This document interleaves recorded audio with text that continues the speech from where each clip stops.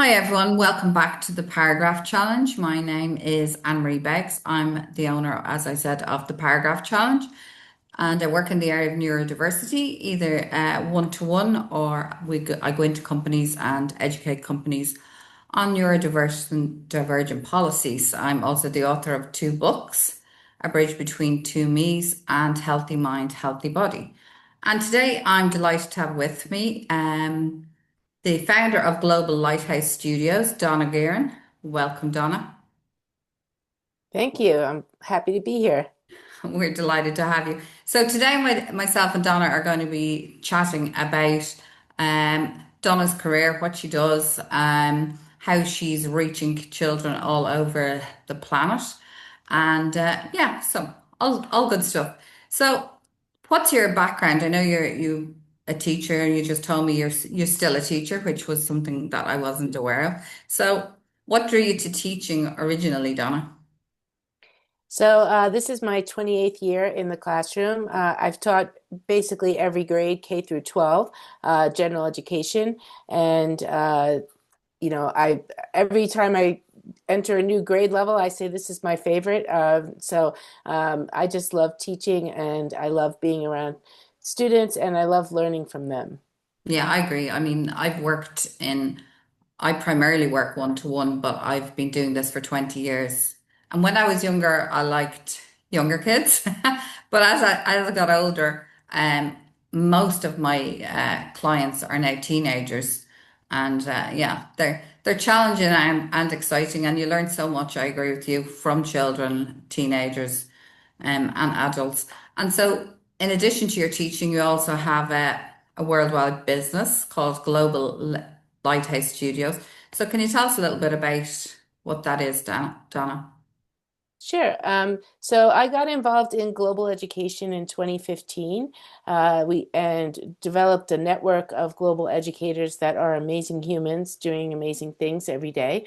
During COVID, actually, my son at the time he was in fifth grade, and he was like, "You should start your own thing, and you should do a network of build a business or build an organization where you can reach teachers all around the world and you can like share ideas." He's like, "You seem to be doing that anyway."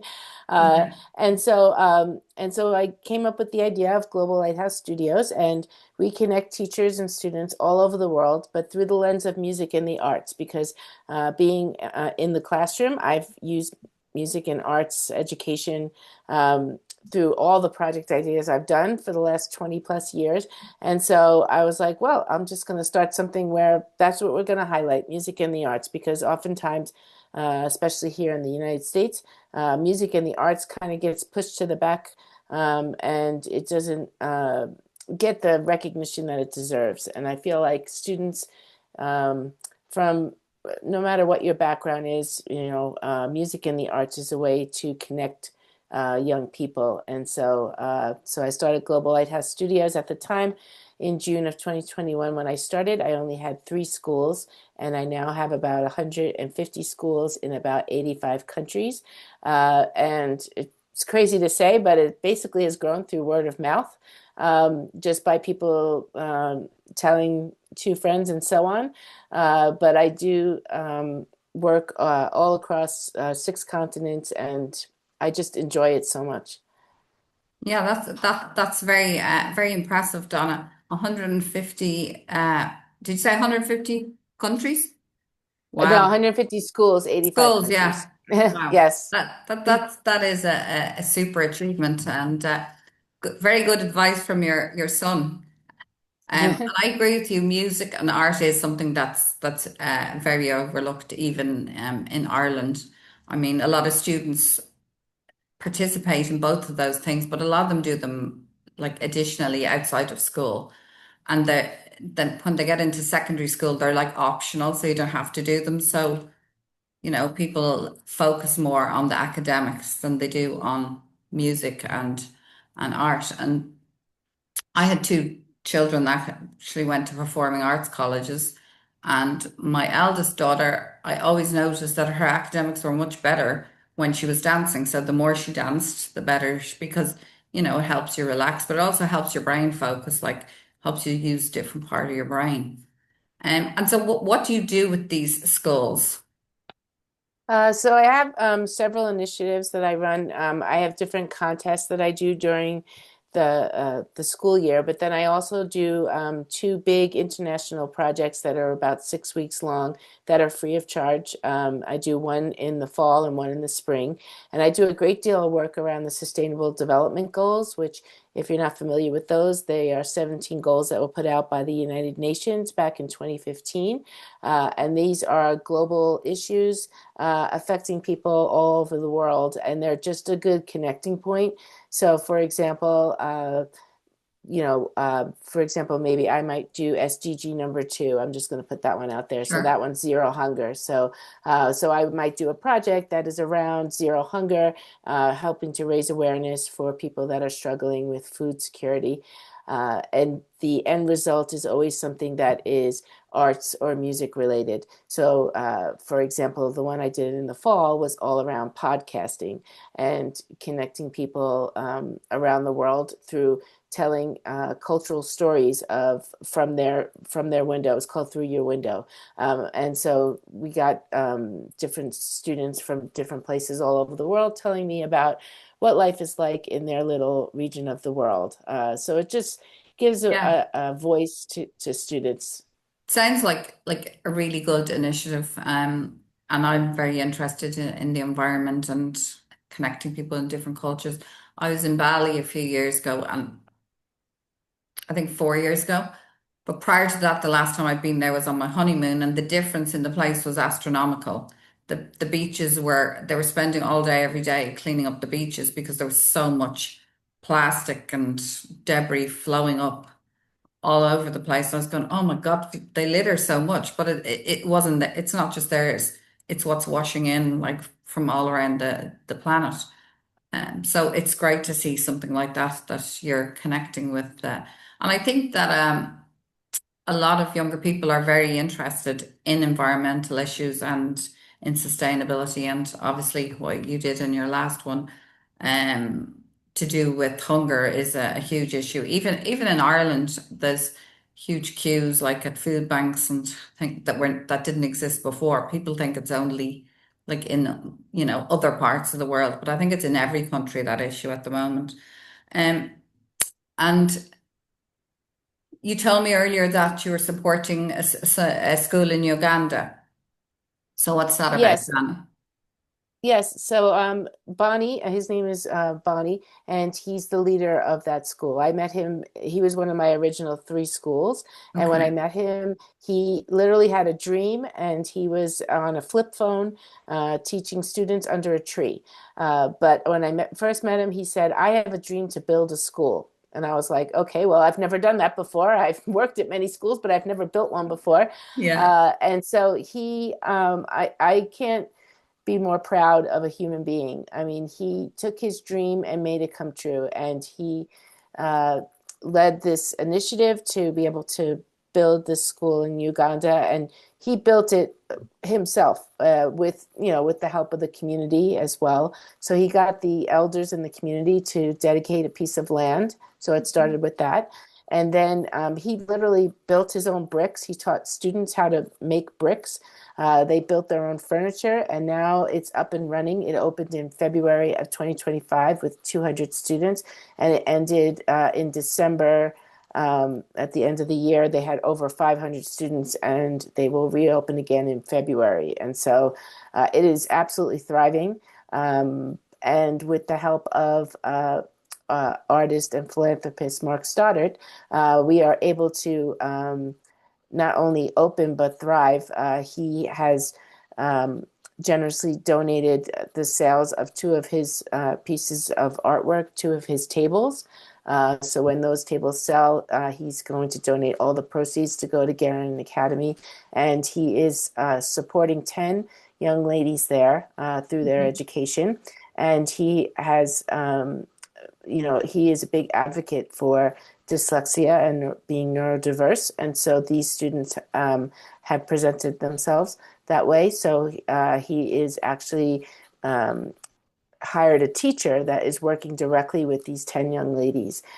So it's just been it's just an act of love, really. I mean, it's Yeah, just quite incredible. sounds And like my it. own family is just so thrilled to have our family name be a name that is now on a school in Uganda. It's quite incredible. So, Yeah, it's. I mean, it is incredible. It's a testament to your, I suppose, your character, and also the generosity of others, and the guy with the great idea. And I know that there is many small schools like that in Uganda and Kenya and other places in Africa where there's, people, one teacher maybe with the great idea, but they don't always have the supports they need in those places. So yeah, it's a lovely idea and a lovely thing to happen. And what age are these children in the school? they are primary, so they're Primary. kindergarten, actually preschool through fifth grade. And so they had their first preschool graduates, which was so adorable. Yeah. And through Mark's generosity, he actually donated some sewing machines. And so the local high school students actually um, uh, Homemade. made their yeah they made their graduation gowns, which Very was cute. really, really cute. But it's great to Yes. see a whole community, getting involved in a something positive. But like it wouldn't have probably ever materialized if you hadn't met what's the guy's name, did you say? Bonnie? Oh, Bonnie, yes. Bonnie, Yes, it yeah. would not have materialized if I No, didn't meet Bonnie. no. And, he just kept pressing on. And, originally when I would meet with the students, we would literally all sit around his little phone and they would just see me on their phone. And so it's quite incredible to see the growth, um, and his perseverance, Yeah. it's really Yeah, quite it's incredible. amazing, isn't it, what one person can achieve when they persevere.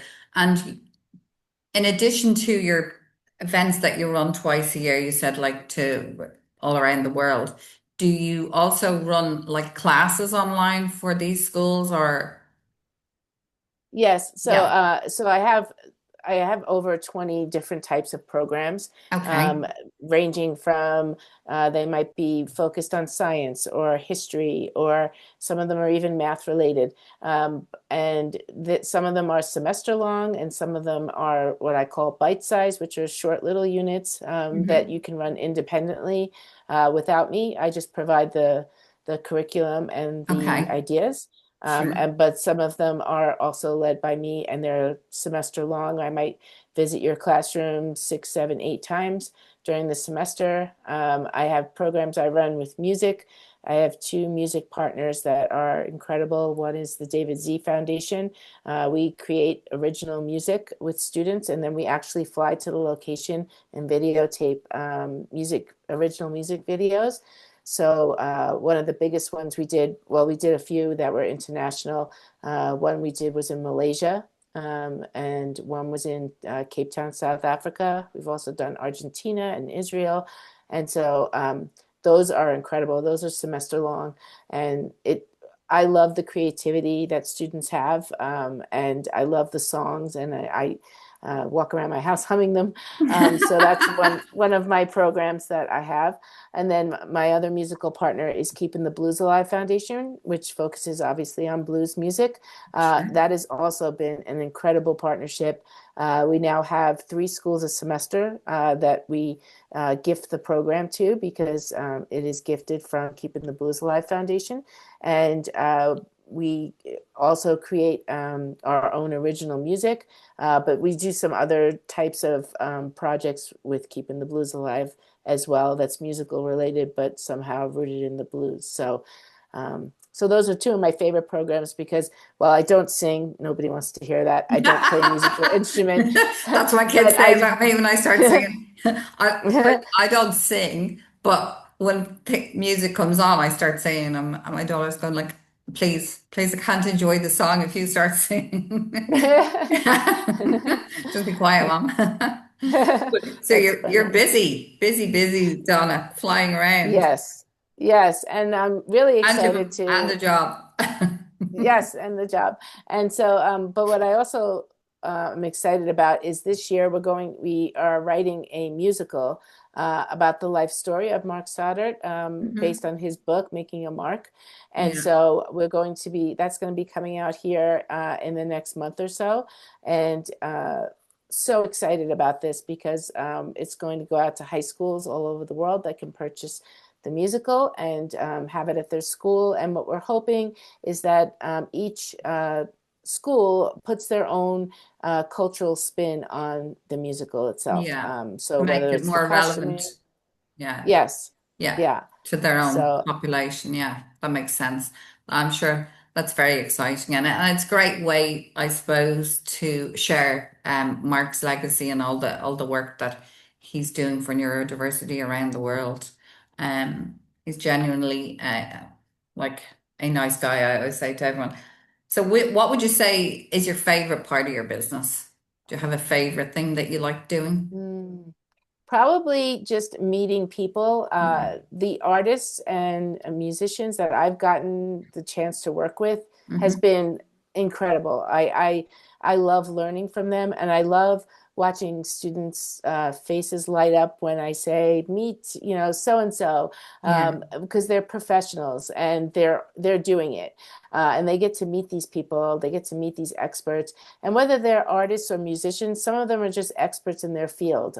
So they Yeah. might be, people that are, work in the field of energy, for example, like clean energy or things like that, or historians. I'm doing a program right now called Ancient Cities of the Future with a school in Brooklyn.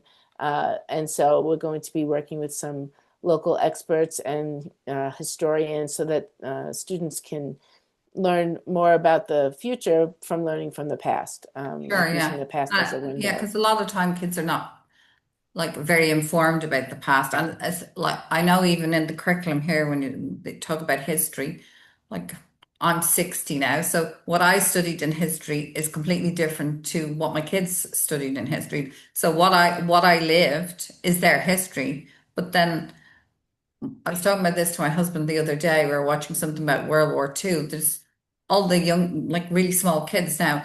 That's not really relevant to their life and they don't know anything about it. But then the messages of the past kind of get lost. And if you're talking about like places like Brooklyn and something, a lot of people don't know the history of where they actually live. My daughter was talking about that actually.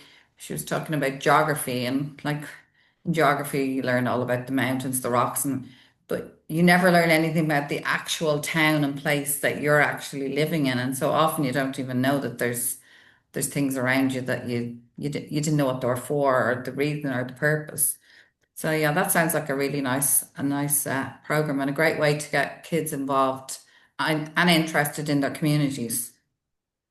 Yeah, and that's why I love doing project-based learning because it gets the students up and busy and doing, and it makes it more memorable for them. I think it I mean, they're does. not going to Yeah. remember reading something in a textbook. I know No. I don't from my schooling.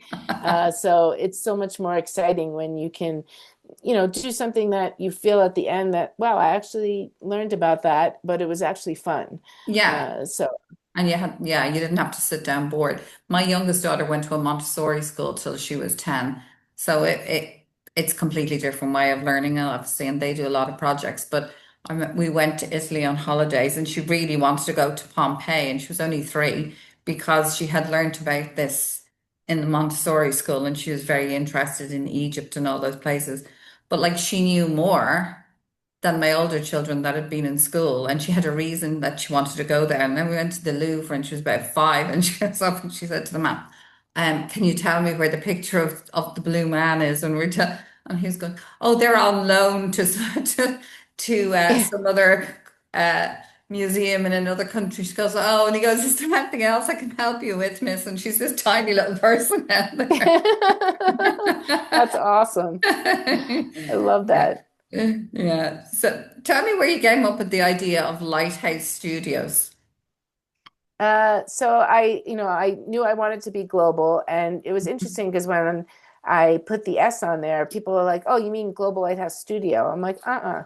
I Hmm. said, "Nope." I said, "I'm eventually going to be all over the world," and World. so I said, "My dream is to have Global Lighthouse Studios on every continent." So I'm going to put an S on there, with the dream of of growing this and being able to spread my light, as they say, Yeah. around the world. And so, to me, a lighthouse is a beacon, and it's Mhm. something that to shine the light on other people. And that's just who I am as a human. I like to shine light on others, and Yeah. so I just put it all together, and that's what I came up with. Yeah, it's So. nice. I like it. I like lighthouses. I like the idea of studios as well.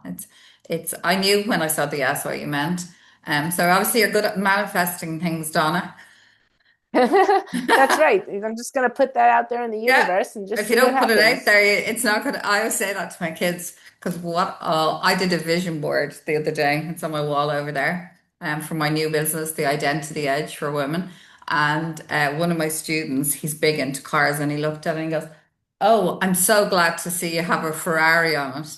And I said, "Oh, thanks." And then one of my kids goes, "Do you really think you're going to get a Ferrari?" And I said, "Well, if I don't think I'm going to get one, I'm not going to get one, am I?" Yeah, that's right. Yeah. It's Yeah. interesting you It's not that mentioned Ferrari. a Ferrari is, it's not that the Ferrari is that important to me, that it's just a kind of a symbol type of thing. But so what do you do for relaxation? Because you sound like a very busy lady, Donna. Yeah. Actually, I love listening to music. That's one thing I do to relax. And Yeah. I also love to travel. So my dream is to visit some of these places that I've been invited to all Yeah. over the world, and I be love able to to, travel too, I have to say. It's my favorite thing to do. Yeah, I love traveling. It's, yeah, just to visit other places and see yeah. what it's like and what they have there and what And makes them everywhere has special. something to offer, you know. Oh, absolutely. And you get so bored in Absolutely. your own environment. I do anyway. I'm a bit ADHD. That's why I get along so well with my students. But because I like to chat and I like to move around. So your favorite things to do are travel and listen to music. Travel and music. Yeah, music. I love Oh, I you're sometimes I blend the two, and maybe I travel somewhere to go see a concert. Because why not? good idea. Uh Well, even in the yeah. country you're in, you can reach so many places anyway. It's a huge continent.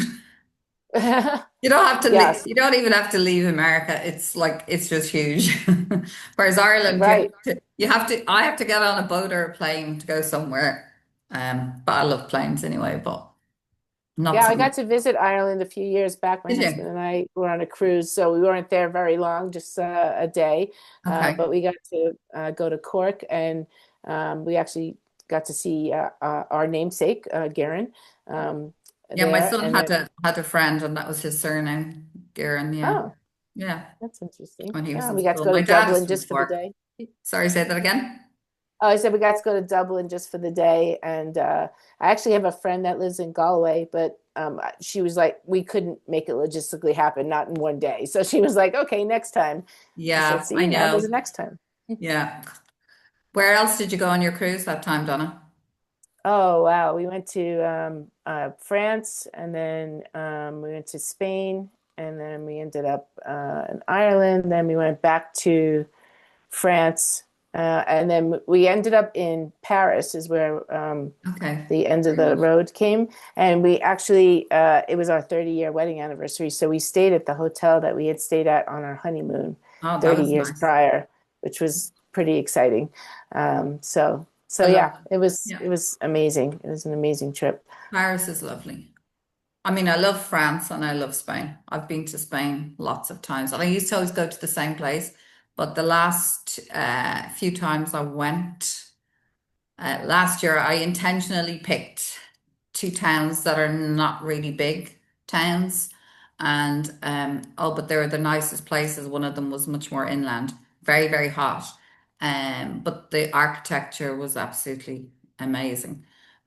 No tourist spirals really, but yeah, the Spanish are always very welcoming anyway. Do you have a Yeah, favorite place you visited, Donna? oh wow. Like just in general, like In ever? general, Oh wow. or a few Um, places. What are your yeah. favorite? Well, I definitely just love Europe. I mean, we flew into Lisbon, which we had never been, and that was a magical city. We're like, we need to go back there because that was amazing. Yeah. Um, I've been to Rome. I actually brought a group of students to Rome when was that? November of 2019, right before COVID. I had a group of middle schoolers, and they actually won a contest to help raise awareness for different sustainable development goals.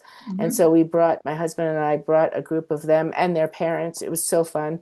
And we went to Rome, and they got to talk about their project that they did. So that was amazing too, just to be able to walk around Rome and see the history. We got to tour the Colosseum.